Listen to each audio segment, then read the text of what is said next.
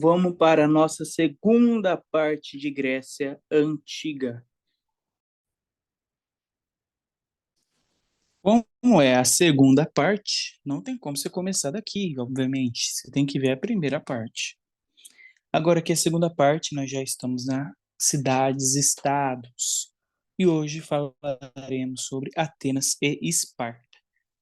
Lembre, tudo que eu colocar um asterisco vermelho é porque é totalmente importante. Então já vamos começar aqui com um asterisco.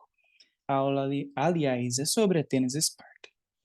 Nós estamos no período arcaico, é do ano 800 a.C. a 500 anos antes de Cristo. Precisa decorar a data? Já falei sobre isso? Obviamente que não. No período arcaico, nós vamos tratar sobre a formação das polis gregas. O que é as polis gregas? As polis gregas não é nada mais, nada menos do que as cidades-estados, que têm a sua estrutura e poder político independente uma das outras. E agora eu vou explicar o que é uma cidade-estado. Uma cidade-estado é como se fosse um país independente. Vamos supor que aqui é a nossa Grécia. Na Grécia tem várias cidades-estado. Tem a roxa, tem a vermelha, tem a verde, tem a rosa, tem a preta, tem várias cidades-estados, várias áreas. Dessas cidades-estados, cada um, cada uma tem a sua cultura, tem a sua política independente uma da outra. Ou seja, não tem um rei que vai mandar em todas elas. Não vai ter um rei que vai mandar na roxa, na vermelha, na rosa, na verde, na preta junto. Não vai ter. Cada uma vai ter, digamos assim, um rei. Então a roxa vai ter um rei. A vermelha vai ter outro rei que não tem nada a ver com o rei roxo. E assim por diante. Então, cada uma vai ter uma política diferente da outra. Elas não são dependentes uma da outra, são cidades independentes. Então, cada uma tem sua regra, cada um tem sua política, cada um tem a sua cultura. É como se fosse cada cor um paizinho. Mas aqui nós chamamos de cidades-estados. Aliás, todos aqui são considerados gregos. Ou seja, tem diferença, mas também tem as semelhanças. Mas é como se cada um fosse um paizinho separado um do outro. Então, as cidades-estados são independentes, não são dependentes uma das outras. As principais cidades-estados são Atenas e Esparta. Então, vamos supor que aqui é Atenas, Esparta é essa. Então, Atenas e Esparta são as cidades-estados mais importantes que tinha na Grécia, ok? Por isso que nós falamos mais sobre Atenas e Esparta. Atenas, assim, ó, define Atenas em uma palavra: inteligência, cérebro. E Esparta, guerra. É um povo guerreiro. Esparta é mais, digamos assim, entre aspas, um povo mais de usar a inteligência. Então, Atenas é localizado numa região montanhosa e, para ser mais exato, no norte da Península Ática. Marcos, Vinícius, eu tenho que decorar tudo isso? Obviamente que não. Obviamente que não. Você só tem que saber que Atenas faz parte da Esparta e ela não tem um solo tão fértil quanto Esparta. Então, Atenas não tem um solo tão fértil quanto Esparta. Então, eu vou até escrever aqui de rosa e fazer um asterisco. Ó. Atenas tem solo menos fértil do que Esparta. Você sabendo isso já é um grande avanço, ok? Qual é a organização social de Atenas? Para nós falarmos sobre a organização social, primeiro nós temos que saber quem é cidadão e quem não é cidadão ateniense. Vamos começar com quem não é cidadão ateniense. Os escravos. Escravos não são considerados cidadãos atenienses. Os escravos podem ter escravos de dois tipos: escravos capturados em guerra ou escravo por dívida, podendo ser provisório ou permanente o tipo de escravidão. Então, por exemplo, o escravo de dívida, ele pode ser provisório, não necessariamente vai ser um escravo permanente, ok? A base de sustentação da sociedade ateniense, então, era a escravidão, era os escravos, seja escravos por guerra ou seja escravos por dívidas. Também tinha outros que não eram considerados cidadãos, mas que viviam ali em Esparta, que seriam os metecos, que eram os comerciantes estrangeiros, e as mulheres. As mulheres não eram consideradas cidadãs atenienses. As mulheres apenas eram para fazer afazeres domésticos e cuidar dos filhos, ok? Então, as mulheres aqui não tinham um poder muito importante na sociedade ateniense. As mulheres não eram valorizadas em Atenas, ok? E agora sim, quem eram os cidadãos atenienses?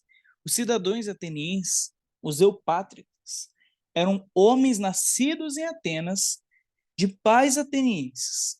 Então, eu vou fazer um asterisco aqui que é importantíssimo, tá? Eles geralmente compostos na região. Então, era um cara rico, composto na região, e o pai dele era ateniense e ele nasceu em Atenas. Lembrando que é acima de 18 anos. Atenas tinha uma monarquia, digamos assim, tinha um rei, tinha uma monarquia. Até que os eupátridas, ou seja, o povo ricão de Atenas, os homens, reivindicaram o poder e tiraram a monarquia. Aí começou o quê? Acabou a monarquia e começou a oligarquia. O que é oligarquia? Poder na mão de poucos. Então, poder na mão de poucos. Então, a monarquia, poder na mão de um. Agora, oligarquia, poder na mão de poucos, que seria na mão dos eupátridas. Aí começou o quê? O arcondato, que é 9 eupátridas cumprindo o mandato de 10 em 10 anos. Então tá, o que é importante saber aqui? Tudo que eu falei aqui de Atenas, o que é importante? Você tem que saber, mulher não é considerada cidadã, Atenas tinha escravidão, e quem era considerado cidadão? Atenienses nascidos de pais atenienses, acima de 18 anos. E os eupátridas tiraram a monarquia e deram início à oligarquia. Sabendo isso, de Atenas até aqui, tá beleza. Até que chega um cara chamado Drácon. Em 621 a.C., ele faz a primeira lei escrita de Atenas. É importante saber de Drácon. Ou seja, mas essa lei aí era uma lei muito rígida. O que a lei falava? Qualquer crime ocorrido na polis, o autor era punido com a morte. Ah, matei fulano. Ah, você matou fulano? Isso é um crime. Você vai morrer. A sua pena é a morte. Ah, roubei uma galinha. Você roubou? Roubar também é um crime. Você também vai ter a pena como a morte. Então não tinha diferença de pena. Independente qual crime que você fizesse, a sua pena seria a morte. Isso aqui foi ruim para o povo pobre, né? Porque assim, o rico não vai precisar roubar uma galinha para comer. E é um povo pobre, às vezes precisa roubar uma galinha para comer, a pena dele é a morte, mesmo que seja roubar uma galinha. Então, assim, todos os crimes não tinham diferença de pena, todas as penas eram iguais, ok? Depois de Drácon veio um cara chamado Solon. Solon foi importantíssimo também, porque ele acabou com o fim da escravidão por dívida. Por exemplo, tinha lá o senhor José. O senhor José emprestou dinheiro para o senhor Diego. O senhor Diego gastou esse dinheiro e não conseguiu pagar o senhor José. Outrora, o Diego seria preso, fazer umas correntes. O Diego seria preso. Mas agora, com o Solon, o Diego não é mais preso. O Diego vai continuar sendo o homem livre, ok? Então, por isso que Solon é importante. Solon também fundou a Eclésia, que é a Assembleia para atenienses participarem da política. Então, aqui já começou uma democracia um pouquinho melhor, tá melhorando aos poucos. Tá? Então, essa Assembleia para atenienses participarem da política organizavam-se em um lugar que chamava Acrópole. Ok? É importante saber esse nome? Não. O importante daqui é saber, Solon acabou com a escravidão por dívida e fundou a Eclésia. Sabendo isso, já está beleza. Também tem a Bulé, que a partir dos 30 anos, homens atenienses participavam do corpo legislativo, ou seja, criação de leis, pelo voto censitário, ou seja, não era todo mundo que votava. Daqui, o que é mais importante saber? Onde está o asterisco? Drácon, primeira lei escrita, pena de morte independente do crime. Solo, fim da escravidão por dívida e fundou a eclésia. Ok? Também você tem que saber que posteriormente foi criado o estratego, que é o corpo executivo, onde 10 cidadãos de cada tribo compunham a bulé. Também não julgo muito interessante você decorar isso para uma prova. Se descobrir isso, acredito que seria numa interpretação de texto. Então, aos poucos, você foi vendo que Atenas virou o quê, gente? Atenas se tornou uma democracia direta e participativa. Então, por isso que falam, Atenas criou a democracia. Porque, aos poucos, Atenas foi trazendo a democracia. Começou com o rei. Começou com o rei. O rei foi tirado pelos oligarcas, pelos eupátridas, oligarquia. A oligarquia, aos poucos, foi perdendo poder e, aos poucos, foi dando poder para o povo ateniense homem. Ou seja, não era todo mundo que ainda participava dessa democracia. Não era uma democracia que as mulheres poderiam participar. Não é uma democracia que qualquer pessoa podia participar. Mas, mesmo assim, o pouco povo que podia participar, homens livres, nascidos de pais atenienses, poderiam participar dessa democracia. Então, Atenas, sim, tinha democracia e era considerada uma democracia direta e participativa, ok? Agora vamos entrar em Esparta. Esparta é um pouquinho mais fácil do que Atenas, ok? Não tem muita coisa para decorar. Então, agora começaremos a falar sobre Esparta. Esparta, o que você tem que saber de Esparta? Esparta era descendente dos Dórios. Dos Dórios. Descendentes dos Dórios. Dórios esses que eu falei na última aula, que era um povo guerreiro e agressivo. Então, Esparta também era assim, hein? Era um povo guerreiro, descendente de povos guerreiros. Então, Esparta era um povo muito guerreiro, tá? Dórios esses que expulsaram os povos e criaram a primeira diáspora, né? Então, Esparta era um povo guerreiro. Onde que Esparta ficava? Esparta ficava na província do Peloponeso, localizada na Lacedônia. Ok, vamos lá. Como que Esparta era organizada socialmente? Quem eram os cidadãos espartanos? Os cidadãos espartanos eram homens nascidos em Esparta que iniciavam seus treinamentos militares aos 7 anos de idade. Então, uma criança de 7 anos de idade já começava o seu treinamento de guerra. Aos 7 anos, ele começava a ser guerreiro. Então, Esparta é um povo tão guerreiro, tão guerreiro, tão guerreiro, que aos 7 anos de idade, eles colocavam seus filhos no treinamento militar para se tornar um grande guerreiro. As mulheres espartanas, ao contrário das mulheres atenienses, as mulheres espartanas, aqui na época, comparando entre Esparta e Atenas, as mulheres espartanas eram mais valorizadas do que as mulheres atenienses, tá? Porque Atenas era democrática, mas lembra, a mulher não participava da democracia. Mulheres em Atenas era basicamente cuidar da casa, não podia fazer basicamente nada.